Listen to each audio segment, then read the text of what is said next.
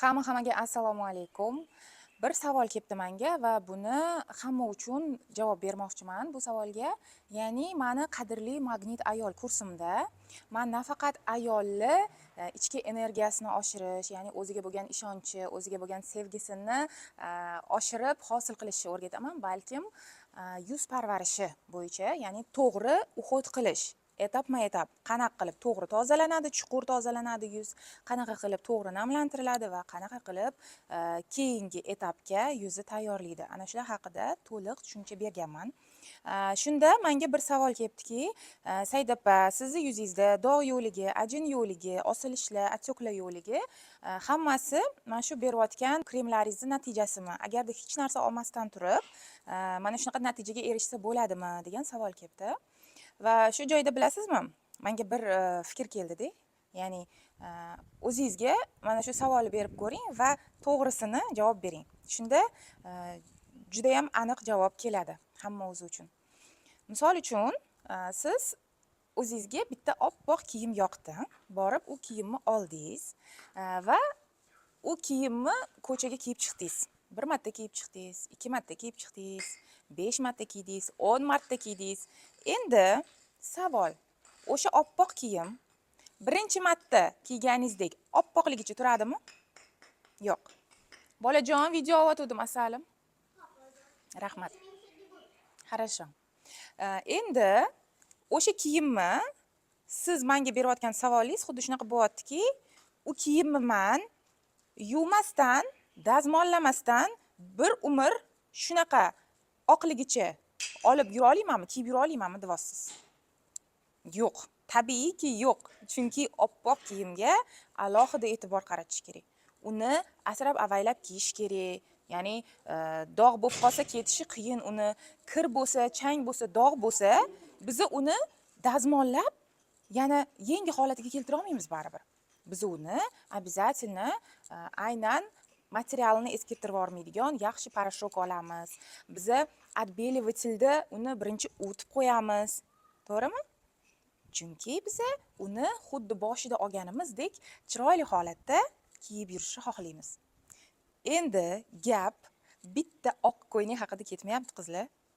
Gap siz haqingizda ketyapti. Sizni bittagina taningiz haqida gap ketyapti. Ya'ni uni siz boshqa joydan alishtira olmaysiz, sotib ola olmaysiz va siz ana shu ko'ylakka parashok uchun, отбеливатель uchun vaqt topgan, pul ajratgan bir vaqtingizda siz o'zingiz uchun hech narsaga nima deydi, расходоваться qilgingiz kelmayapti. Nahotki o'sha ko'ylak uchun biz pul topsak, vaqt topsak, o'zimiz uchun topa olmaymizmi? Qanaqa qilib bundan keyin inson o'ziga nisbatan hurmat, o'ziga nisbatan sevgi bo'ladi? Boshqalar haqida vaqti gapirayotganim yo'q. Turmush o'rtog'imizni bizga bo'lgan sevgisi haqida vaqti gapirayotganim yo'q. Mani borimcha sevsin degan narsa bu yerda ishlamaydi. Biz hattoki kiyimni boricha qabul qilmaymiz uni. Biz u toza bo'lsa ko'zlarimizni quvontiradi. Biz u dazmollangan chiroyli bo'lsa kiygimiz keladi. Bo'lmasa qaragimiz ham kelmaydi. Eskirdi buni kiyganman deb. Shunaqa ekan, men har doim kursimda qimmat narsalarni tavsiya qilmayman. Chunki hammani ham brendoviy qimmat kremlarga nima deydi, mablag'i yetmasligi mumkin.